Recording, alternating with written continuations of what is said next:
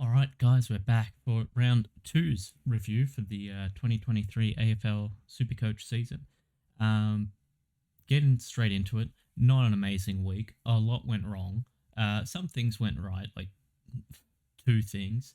Um, but yeah, not great. So 21-79 total score. Not great. It continues the run of not exactly where I want to be type of scores. Top 21% is pretty low. You're looking for at least top 10%. Ranks barely moved, but it's still, like I said, up until about round five, you don't really, rank doesn't really matter. Everyone's kind of just making teams for that round. Um, yeah, not a lot to look at so much there. We get into the team. This one should be fairly quicker than last week. I don't know. There's a couple of players that are just terrible that we've got to talk about. Starting with the defense, where there was just so many problems. There was one bright spot though, or maybe two. So Doherty, just not great. Thought it'd be better against Geelong, and considering Carlton were pretty dominant throughout the game up until kind of the late part of the third and the fourth, like they were controlling the ball the whole first half. So surprised it's so low, but maybe it's because the mids were just smashing Geelong so much, and Doherty wasn't actually playing midfield. Let's see if Walsh comes back this week. If he does, that does help Doherty, I reckon. Gives it a bit more clarity on his role, less kind of moving around the field. Absolutely fine with Doherty still. GWS this week, who gave a big score to West Coast. Week after that, he has North, who, yeah, they're better, definitely better, but let's be honest, they versed two middle of the road WA teams. So still a lot they have to show, and I think Doherty can up this score a bit. Considering like last week, he wasn't really that great either. 108 against Richmond is pretty low. Like 108's fine, but against Richmond, it's pretty low. I think he could have gone 130 against Richmond.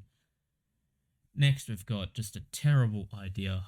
So I can't remember what the final trade was in the video last week, but I did end up changing it.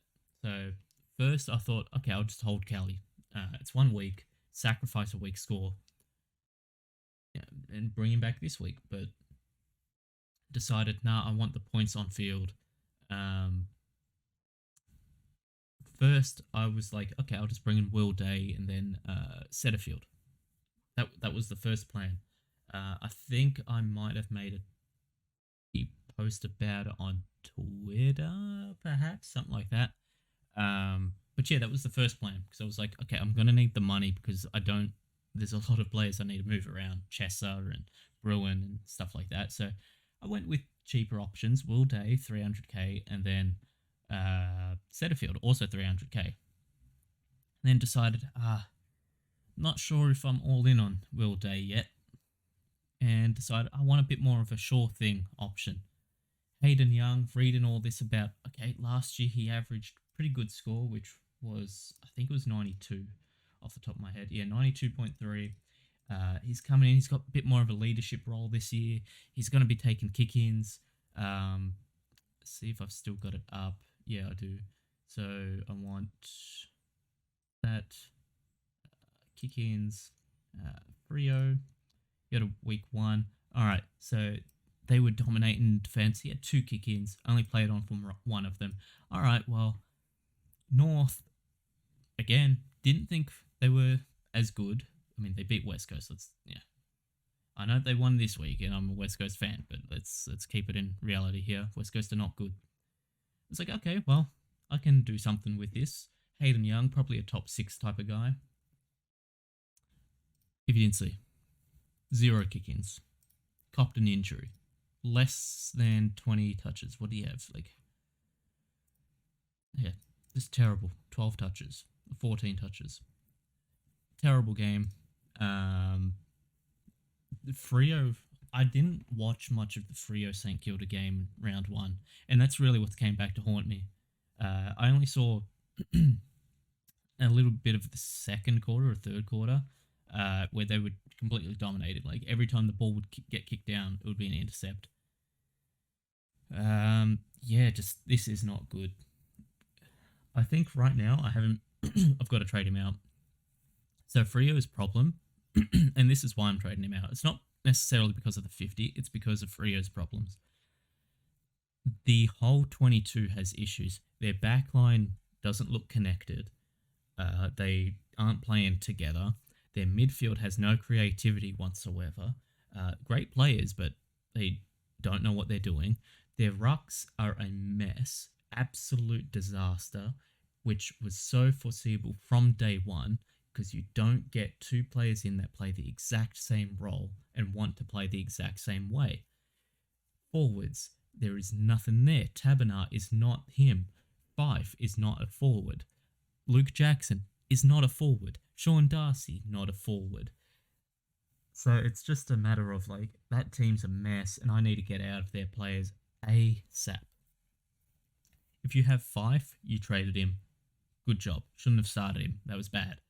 And I think it's the same thing here. Darcy's not even a bad player, but I think they've both got to go. They have to. That Freo team is just terrible. And they're going to win games. That's the worst part.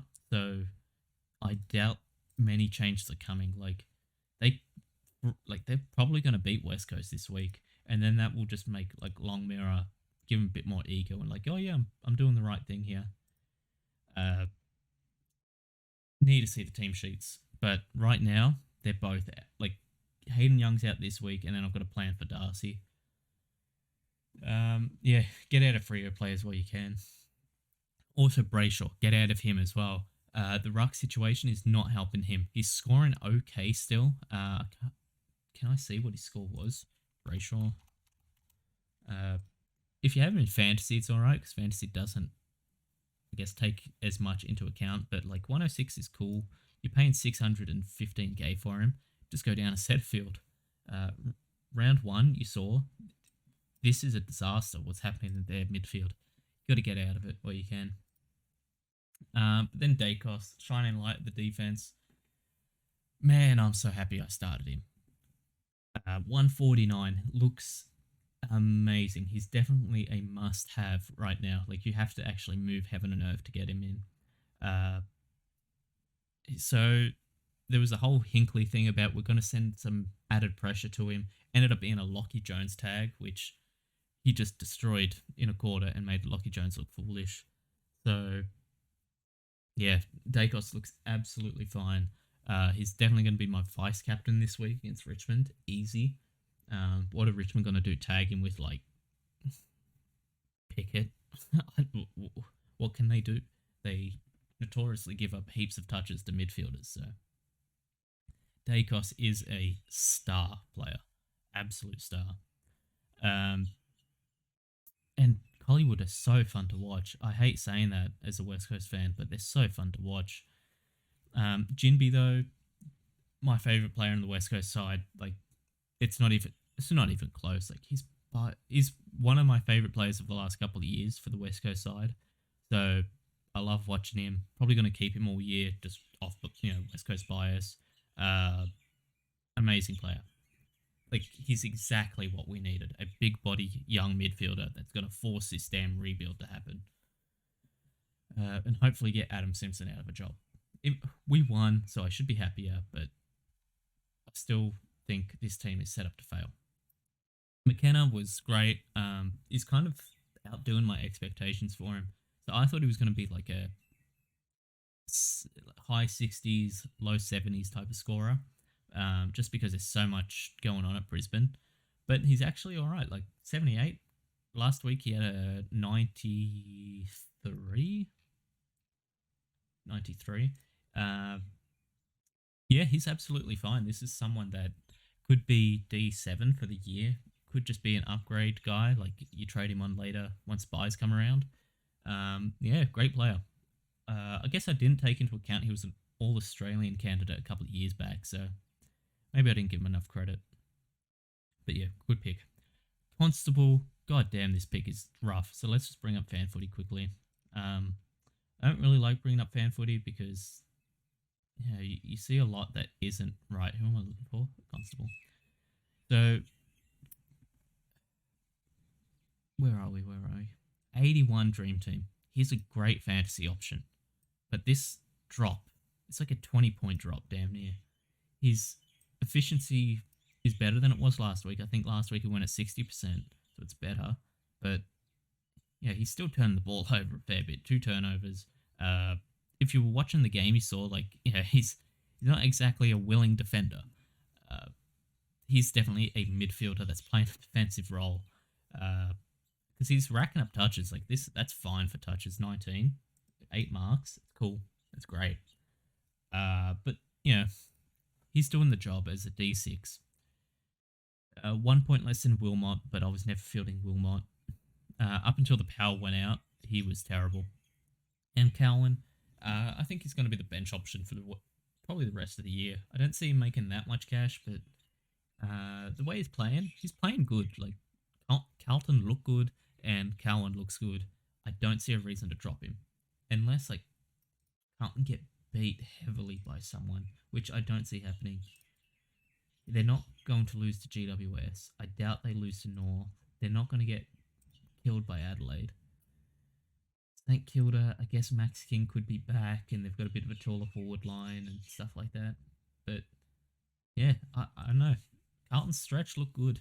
I don't see them really needing to make a change. Onto the midfield, where there was better scores. Some, again, a failed trade. Again, a failed trade. My God, I could have had Setterfield and I went with Callahan. That's 100 points loss.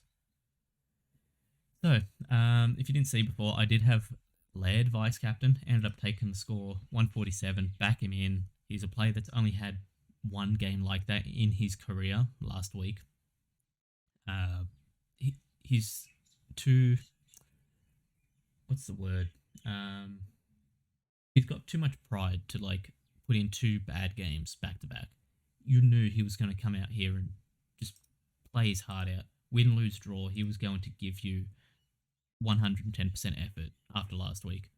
So, thought, okay, you've done me good the last couple of years, lad. I'll give you another chance. Kept him, paid off. I don't think he was actually a trade anyway, but whatever. Bond, 125. Good score, but this Beveridge situation, we've got to talk about it. I should bring up the quote. You know what? Give me a second. I'm going to bring up the quote. All right, so we got it here. And this is a very scary quote if you've got Dogs fans. There's not too much in it, but if you understand it, this is not great. Luke Beveridge says he will try something innovative to get his side up for the Lions this Thursday night. When asked about whether fitness is an issue, he concedes his side has been outworked. Correct. You've also been dramatically outcoached. Every game, 2 games so far. Even in the preseason, he was getting outcoached, but it's preseason, not too many people were looking at it. This is not good. Look at Jack McRae. I guess we've still got DFS pulled up. Where's Jack McRae? Jackson. Well, I'm on kick-ins, that's why. I was about to say, I know he had a CBA. Let's go. Come on. Dogs. 41%. Now, this is a guy that was Mr. Supercoach for so long. Bailey Smith was considered he could have a Brownlow level year this year. He's playing 32%. Caleb Daniel. This is absolutely absurd. This is failed coaching. And this is why, if Bont gets put up forward and he, this Beveridge mentally labels him, Bont is a forward. This is screwed. I think Bont's talent alone will keep him good. But Beveridge is a bad coach at the moment. He's coaching for his job. I don't think that's a hot take to say. Tom Green was good. Expected a little bit better versus West Coast, but West Coast really just had one of those inspirational effort type of games where They knew they needed to win because, god damn, this team looks like a bunch of frauds. Tim Kelly finally put, a paycheck worthy performance. So, we won. That's cool. Let's see if we can do it again. Probably not. Hopper 119 was excellent. The only thing here is I plan to trade him out for Setterfield. I was hoping kind of for like a 70 so I could mentally justify it. That sucks. But hey, you take points when you can get them. And considering he looked really bad last week, he looks a lot better this week. I don't know how much this score really matters because there were two quotes during the week from Hardwick and from Floston, I want to say. Not too sure. I think it was Floston. Talking about how they went back, watched game film, and saw they missed him so many times when he was open, and like they had to build some familiarity with the game. And then this week he puts up a 119, has a ton of touches. Yeah, looks amazing. So could be back to 70s next week. Maybe this was like we know we made an error last week, so we're going to over rectify it this week. It's possible, but absolutely great. Resets his cash gen, break even of 2. It's going to make money. Only needs to average, I think, 90 or like high 80s, and we're fine. Warple was good again, but Hawthorn are going to win the Wooden Spoon. They're the worst team in the league. I don't think it's intentionally tanking. I think it's putting games into younger guys, and just by doing that, you're tanking. So I watched the footy show on Sunday morning, and they were talking about like how this is intentionally tanking. They traded all their good players because they want high picks and all that. I don't think that's really the reason. I think they just want to get games into guys like Mackenzie, Ward, Day, all those guys. Like they want to get games into them, and to do that, you have to make way for them. So you have to trade out players, and by doing that, you're going to lose games. I think they're setting up for a good next couple of years, though. So, gonna have a couple of down ones, but if Warple can keep up a 99 average, I'm okay with it. Next, the other L, this huge L trade in of the week, was Callahan. So this was kind of the game that people were wanting him for, was the West Coast game. But he got hurt. So I don't think I still have it up. No, I had the replay up, but I wouldn't even be able to show it the way YouTube is. He copped, it was a bump, but it wasn't a hard bump from Hearn, and it just kind of pushed his shoulder back a bit. So afterwards, you saw him like quickly grab his shoulder, which meant he was in pretty severe pain. Went off, got it restrapped, came back on. But if you were watching that game, you saw that he was not tackling the rest of that game. He probably had one tackle after that injury that I can remember. But after that, he was like, all right, no tackles. We're playing uncontested ball. Hopefully it's not too bad and he's recovered for this week. Because if not, this uncontested wing play, he's got to go. Uncontested wings are the worst scorers in Supercoach. You got to be at least contested, and he can be. Like the 101 against Adelaide shows he can be. Even if it's not like super contested, you got to get in there and get the ball. Just look, you got a huge drop off in touches. Where were we? Ashcroft finally showed like the rising star potential again. People were doubting him after the Port game and saying, oh, Sheasel's running away with it. I do think Sheasel's still one step ahead so far, but Ashcroft is definitely a star player. Like once Neil gets on and Dunkley can't play midfield the whole time anymore, Ashcroft is Brisbane's guy. I think he's a lifer there. He's going to play there. He's probably his whole career. So, Brisbane have got a star. So there wasn't much to read into round one.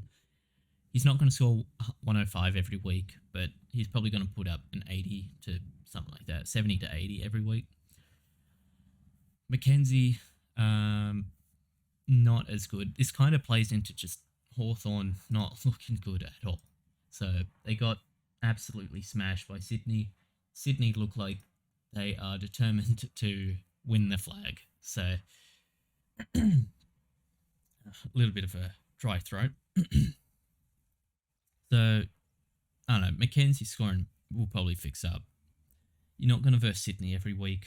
Next week's North should be a bit better for him. Then he's got Geelong. That's not good for him. GWS, yeah. I don't know. Maybe you don't want him on field. Maybe you want to make trades to get him off field. But, he looks fine when he gets the ball. He looks composed. He kind of looks like he's already got games of experience into him. It's just a matter of like finding his role in the team. He's playing half forward, not a great role for him. They got to just find a way to get him into that midfield. Then on the bench we had not back-to-back weeks of not great scoring. Baker 55. I think it's better than his 45 last week, but still one better than that. Chesser, God, how did he not get dropped? How did he not get dropped? That was, yeah, I don't know. He's getting dropped this week though. There's no way we're playing a guy like that in the Derby game. He's got to go. And then Davey, I think he kicked a goal or two. Or did he have one? Where are we? Davey, yeah, he kicked one, saved his score. But again, sitting this spot on the bench, absolutely fine with it. The Rucks, Marshall, great. I liked Marshall's game, but you can't overlook what happened at the other Ruck spot. I spoke about it, but this Ruck situation at Freo, it's not a one game thing. It's not like, okay, the score 41 is bad, but Darcy's not going to keep scoring that. You saw last week he had a rough first half, picked it up in the second. The scoring that's not what I'm thinking about, right? Like when I'm saying you've got to trade Darcy, it's not because of the score. The score doesn't help because now it's 182 break even. He's going to drop heaps in price and there's better options available. But the Freo game plan, the John Longmire write up the script, this is how we intend to play the game, is not beneficial to have Darcy in for because Luke Jackson is rucking. I don't have the thing pulled up. I guess I could just pull it up through here. Freo. If we look at the hitouts, where are we? Hitouts 28-17. You can't be giving this guy over 15, but he demands over 15 because he can't play as a forward. This is terrible. This is bad coaching. 6 turnovers doesn't help, but he's not. They're playing him wrong. There's no other way to put it. They're playing him wrong. So Darcy's got to move on. You could probably hold him versus West Coast and then make a trade next week. Bailey Williams and Callum Jameson are still the 2 worst players in AFL history, so maybe Darcy can put up at least like a ton or something versus them. Marshall, on the other hand, was great. So St Kilda looking a lot better than I gave him credit for. But I guess the first Freo week 1, who are kind of looking to be very, very fraudulent, and then the Dogs, who have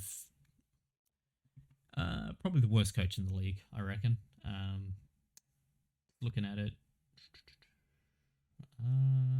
yeah, worst coach in the league, I'd say.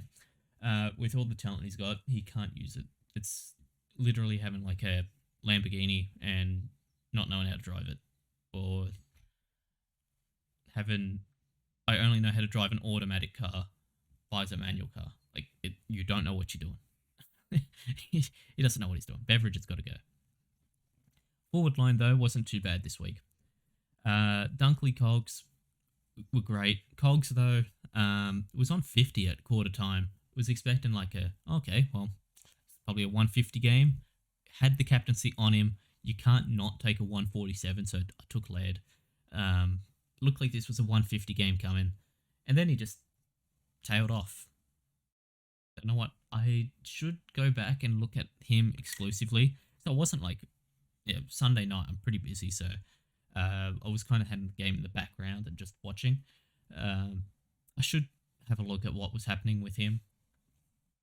I think with Kelly back next week and got Whitfield back and all that, it gives him a bit more rest time, so he's not burning himself out in one quarter. Same thing with Tom Green. So they work best as a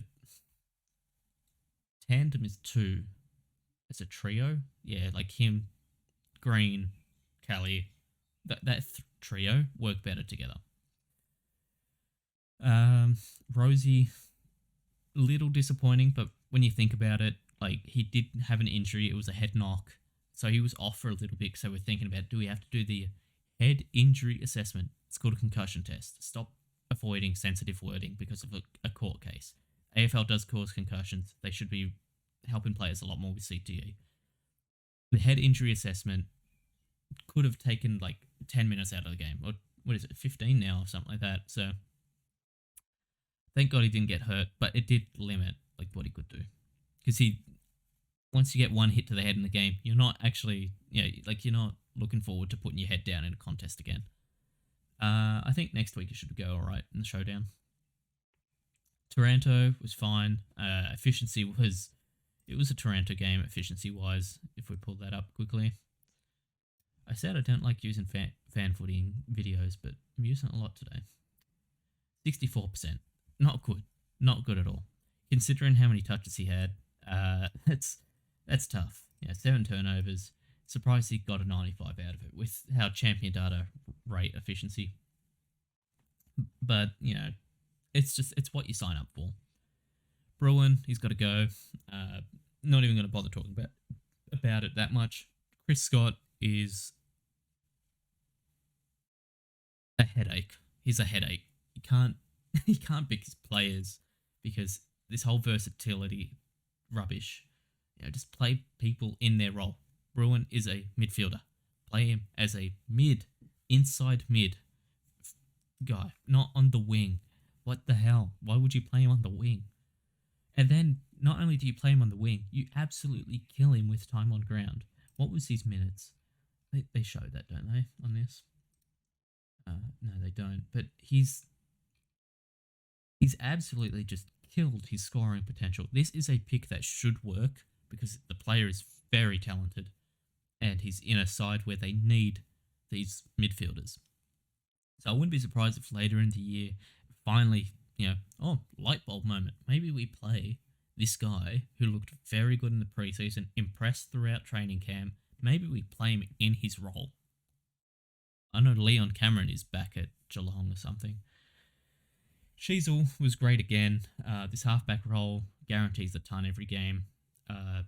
He looks incredible.